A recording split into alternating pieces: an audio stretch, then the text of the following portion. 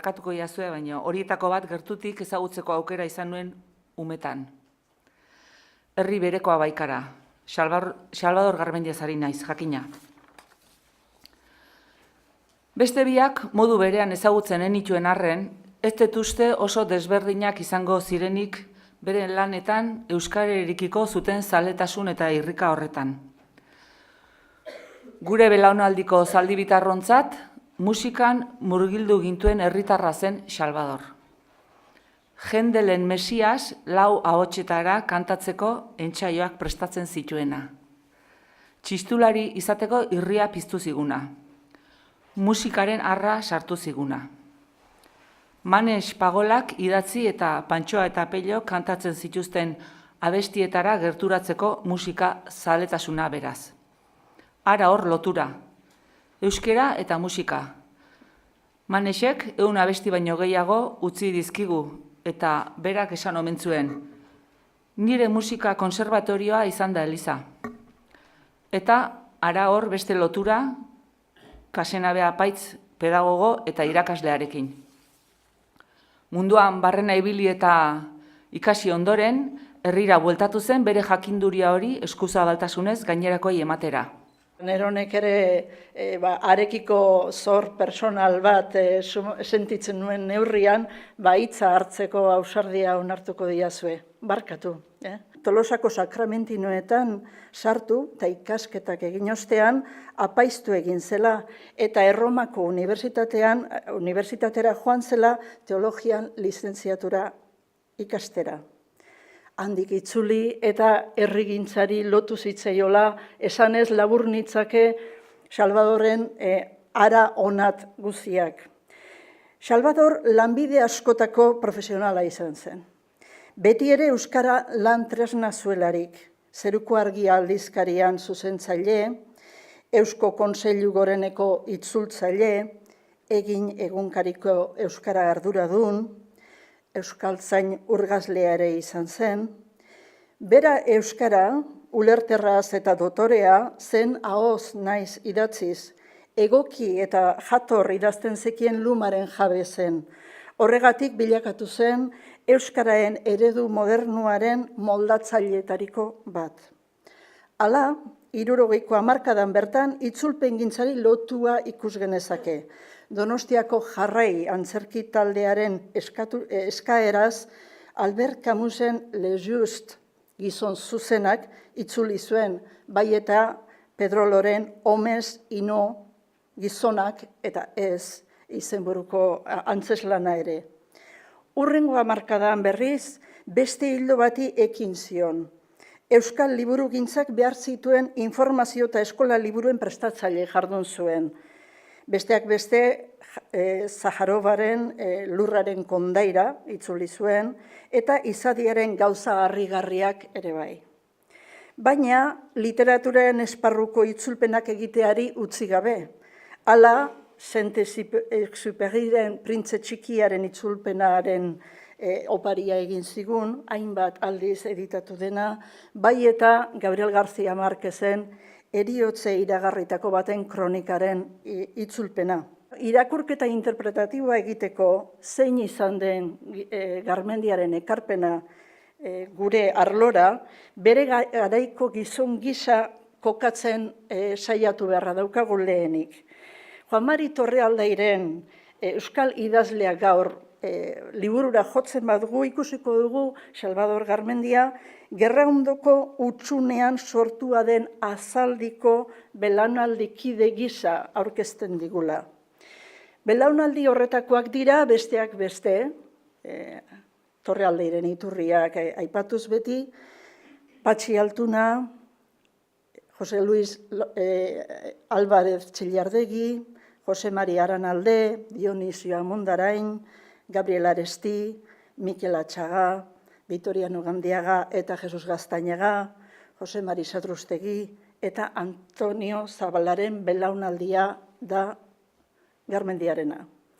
Jose Azurmenden hitzak dakartza jarraian Torrealdaik esanez, belaunaldi hartakoak ez zirela literatura mugimendu heldu batean jaioak, aitzitik. Beraiek izan behar zutela bide irekitzaile. Belaunaldi horretako gizonen artean kokatuta, Garmendiak beste guztiak bezala, euskararen langile prestu eta saiatuen artean lehen lerroko tokia dauka noski, eta batuaren sorreran bide urratzaile izateko ohorea dagokio. Zeren Aresti kantatu zuen bezala, euskara putzu sakon eta ilun bat zen. Literaturaren aldetik berriz, Txillardegirekin eta Arestirekin ditu Salvadorren obrak kidetasun gehien. Gabriel Arestirekin batera, euskal antzerkiaren berritzaile lanetan aritu baitzen. Eta berritze lan horren erakusgarri nabariena, Salvador Garmendiaren izena euskal literaturaren horrietara eramaten duena, historia triste bat da, 1974koa. Garmendiaren historia triste bat antzeslanaren oihartzuna, Txillardegiren Leturiaren egunkari ezkutuarekin kidetzen da, bai eta Ramon Saizar Bitoriaren egunero hasten delakoarekin, edo Angel Lertxundiren unik arratsartean dekin ere bai. Hamarkada beretsuan sortuak dira haien lanak, une garrantzitsu batean, non euskal fikzioaren berrikuntza gertatzen zen une berean, ari zen euskara modernoaren moldatzen lana gertatzen. Bietan egin zituen ekarpenak Garmendiak.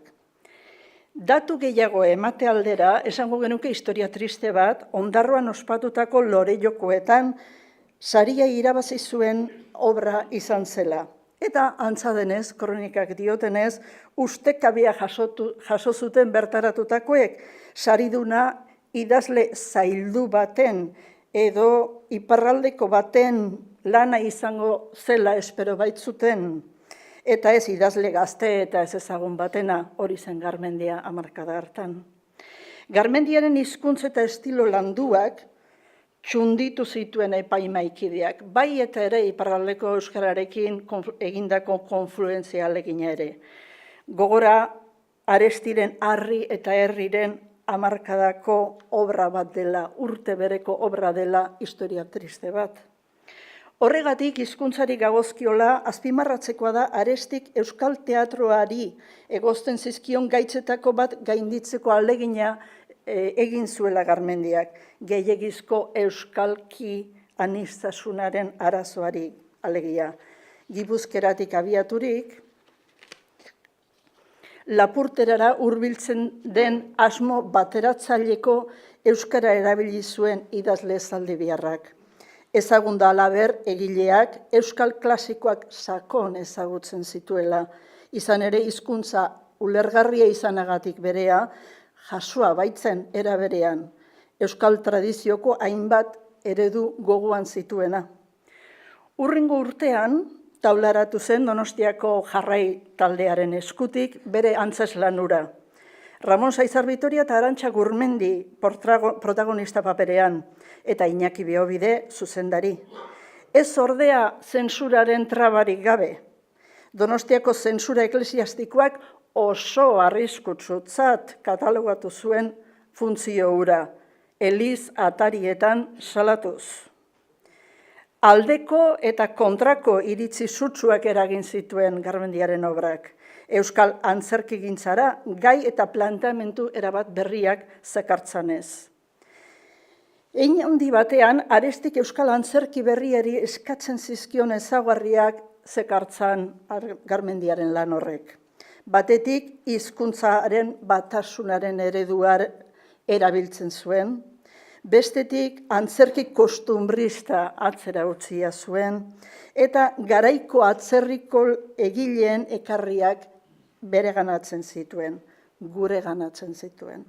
Gogora dezagun atzerrian, azken hamarkadan egindako teatroa, Ibsen, Camus, Brecht, Shaw, euskaratu beharrak aldarrikatu zituela Arestik, eta euskal antzerki zintzoarekin haustea.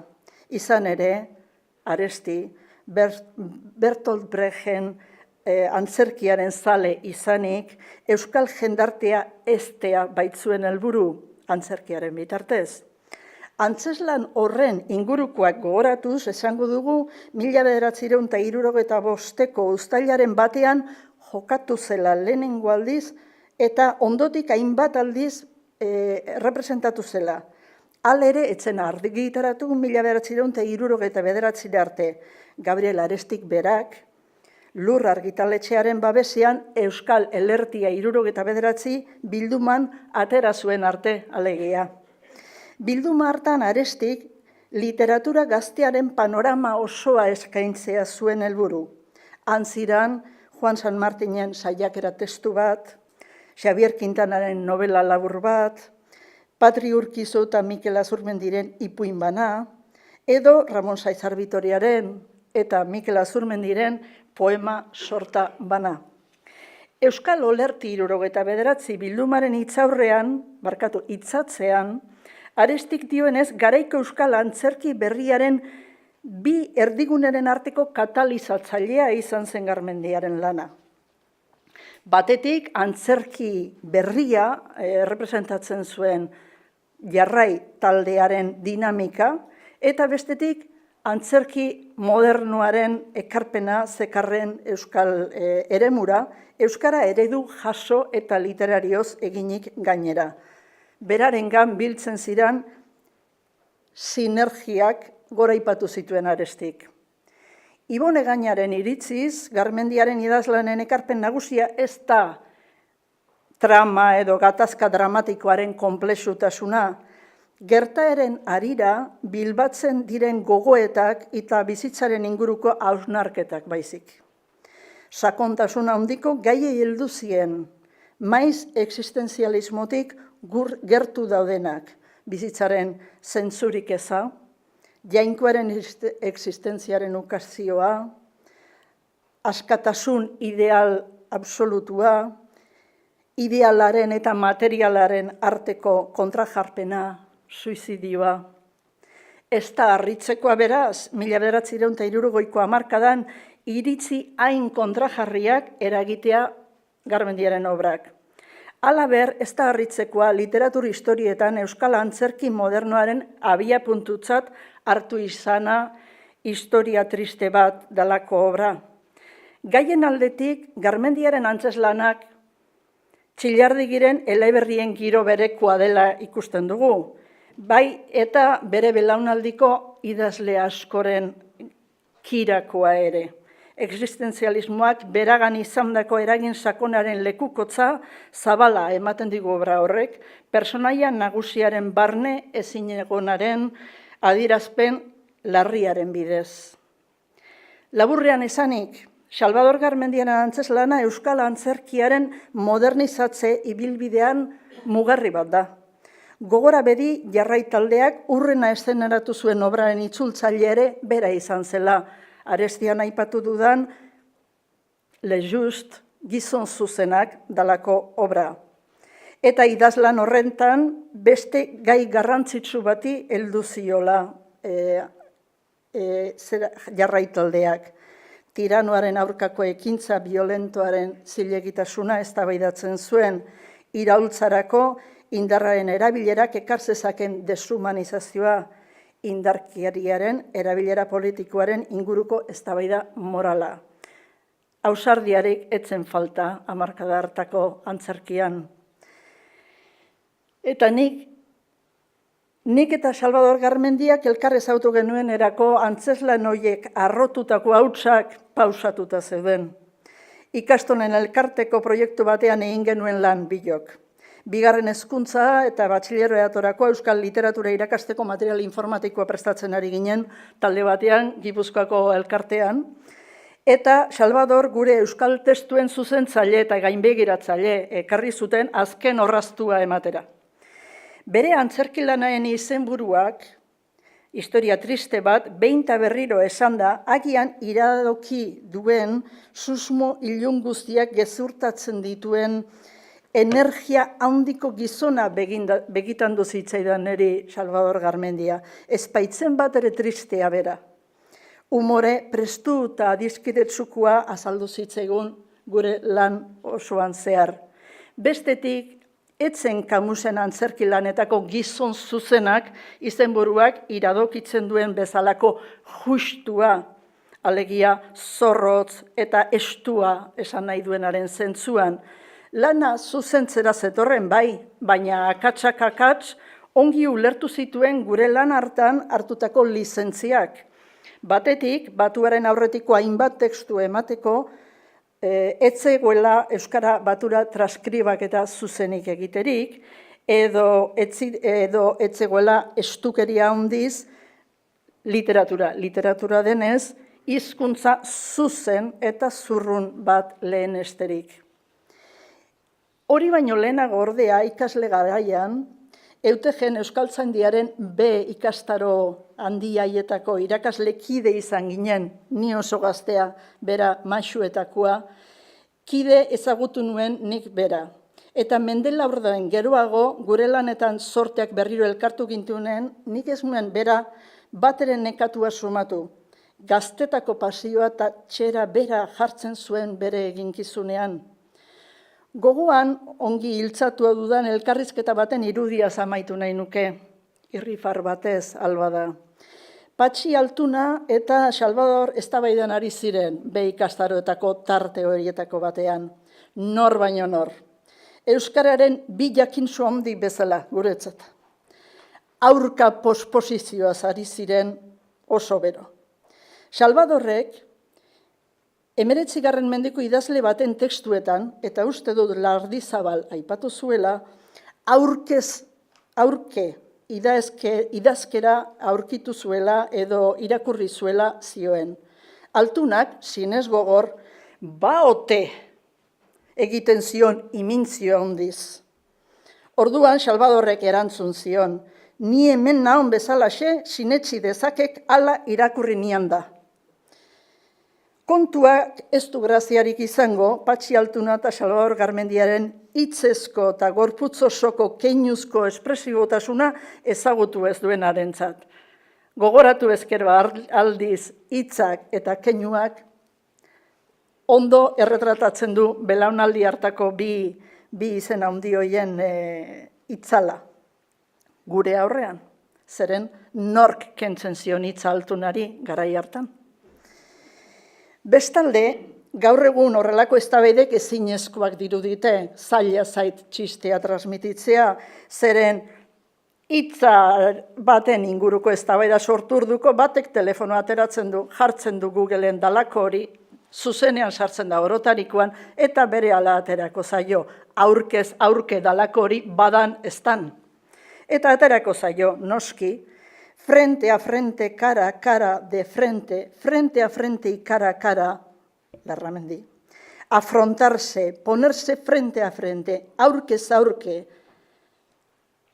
aurkaz aurka, betez beta jarri, ifini paratu, aurkeztu, betatu. Eta ondoren datozen adibiden artean aurkituko du Larramendi eta Mogel eta Iztueta eta Lardizabal. Garmendiak aipatutakoa. Orduko gure Google baten parekoa zen Salvador Garmendia eta bere memoria handia eta euskal klasikoen ezagutza handia. Bereziki Gipuzkera klasikoaren ezagutza izugarria.